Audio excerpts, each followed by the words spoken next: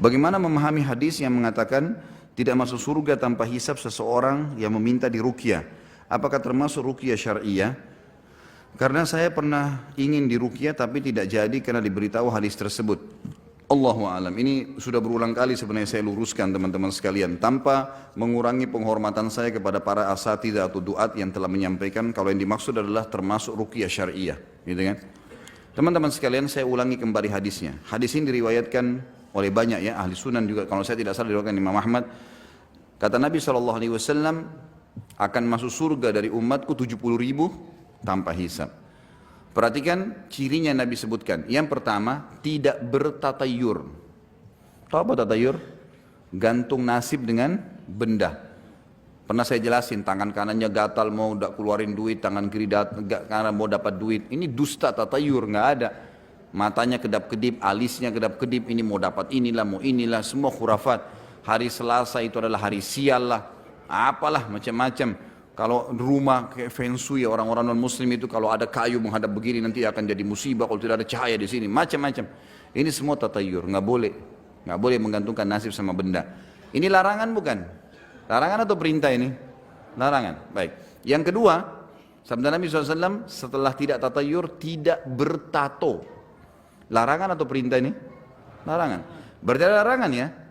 Yang ketiga, maksudnya ini perbuatan yang haram nih. Yang ketiga, tidak minta ruqyah. Sekarang bagaimana memahami tidak minta ruqyah ini dengan dalil-dalil jelas sahih riwayat Bukhari, riwayat Muslim, riwayat Imam Malik, semuanya tentang masalah dalil-dalil ayat ruqyah. Hadis-hadis ruqyah ya. Seperti Jibril pernah membaca kepada Nabi SAW, Bismillahirrahmanirrahim, min kulli syarrin yu'dhik, wallahu yashfik. Semoga Allah aku meruqyahmu, dan semoga Allah menyembuhkanmu, gitu kan? Itu bahasa dibahasakan.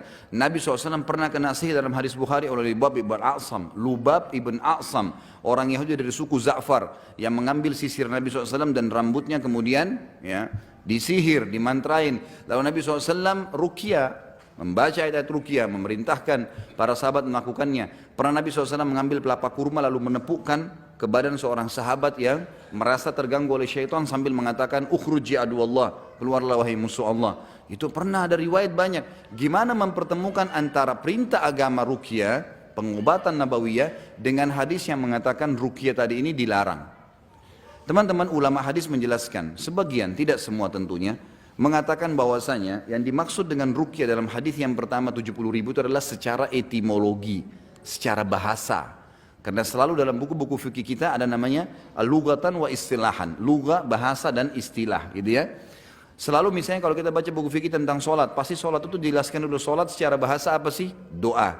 Secara istilah apa? Gerakan yang dimulai dari takbir dan diakhiri dengan salam. Kan ada penjelasan. Nah yang jadi tolak ukur adalah yang dilihat di sini bahasa atau istilahnya, dilihat, diposisikan di situ. Ruqyah di sini teman-teman, kalau secara bahasa, letter, raka itu artinya meniupkan bacaan. Ya. Jadi mantranya dukun juga itu namanya ruqyah. Mantranya dukun, ruqyah juga itu. Karena dia meniupkan bacaan. Makanya untuk membedakannya namanya ruqyah syariah. Bacaan yang ditiupkan, yang syar'i. Ada hadis lain bunyinya begini. Ar-ruqa wat-tama'ila wat-tama'ima wat-tiwala syirkun. Ar-ruqa jamak daripada ruqyah. Ruqyah, tiwala, gitu kan? Atau tamimah yang digantung-gantung kalung, dan juga yang digantungkan pada hewan untuk supaya selamat hewan itu, atau yang dikalungkan kepada anak kecil adalah syirik. Perhatikan di sini ruqyah, ya, kalung yang digantungkan pada orang, yang digantungkan pada hewan atau kendaraan adalah syirik. Berarti ruqyah syirik nih kalau difahamin begitu. Benar gak? Tapi ternyata di sini kata ulama bukan itu. Ini ruqyah secara bahasa, artinya mantra yang dimantrain oleh orang-orang, ya itu berarti orang-orang yang bukan orang beriman, bukan doa-doa yang dianjurkan, maka berarti itu adalah perbuatan syirik, Jadi sini secara etimologi teman-teman sekalian, bukan secara istilah, gitu kan? Karena kalau kita tarik, oh ternyata orang yang minta ruqyah tidak akan masuk surga. Tapi bagaimana dengan orang yang sakit? Orang yang sakit gimana caranya? Kata Nabi SAW, tadawaw ya ibadallah, berobatlah kalian wahai hamba-hamba Allah. Bagaimana kita memahami hadis ini? Orang sudah sakit baru tidak mau. Ada seseorang teman saya, juga sering berkonsultasi masalah agama, beliau peruqyah. Lalu ditanya, Ustaz, saya pernah hadapin satu orang pasien, ini orang sudah 15 tahun kena sihir, setengah mati, setiap hari ketindihan, setiap hari mimpi buruk, ribut terus dengan istrinya, tapi dia nggak pernah mau ruqyah, udah 15 tahun. Kemudian dia datang kepada saya, konsultasi, saya rasa begini, saya rasa begini. Terus tidak sengaja teman saya ini bilang, Pak, kenapa nggak ruqyah? Dia bilang, saya tunggu kalimat itu Ustaz. Saya ditawarin ruqyah, supaya saya mau ruqyah. Kalau saya minta, saya takut kena hadis tadi. Gitu kan. 15 tahun sakit.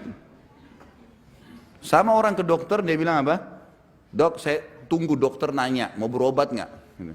Baru saya mau berobat, kalau enggak saya nggak mau bicara. Nggak bisa, jangan salah dalam pemahaman ini ya. Allahu a'lam, ini setahu saya. Sekali lagi, saya bukan menjatuhkan siapapun, bukan menyalahkan pendapat siapapun, tapi saya jelaskan apa yang saya fahamin. Ini menurut saya lebih adil, ya. Ini kata Allah SWT dalam Al-Quran jelas ya, fa'dilu. Kita harus disuruh adil, bijaksana dalam memahami masalah-masalah seperti ini. Karena kalau tidak akan bentrok dengan dalil-dalil ruqyah, banyak tuh. Dalil hadis-hadis tentang doa-doa ruqyah banyak sekali itu. Antum kalau baca buku kecil yang terbitan Pusaka Ibnu Umar, doa ruqyah yang 7.000 rupiah harganya, tebal, tipis, kecil, tapi banyak sekali dalamnya. Ayat-ayat Al-Quran yang pernah dibaca oleh Nabi SAW, dibaca oleh sahabat. Bahkan pernah sahabat mengobati kepala suku yang kena sengatan, ya, kalajengking dengan baca Al-Fatihah, gitu kan. Kemudian sahabat itu meminta agar diberikan balasan makanan. Maka keluarlah banyak pendapat ulama itu, boleh nggak peruqyah mendapatkan hasil balasan dan seterusnya lah. Tapi itu khilaf di antara ulama, gitu. Tidak boleh kita vonis ya. Allahu a'lam.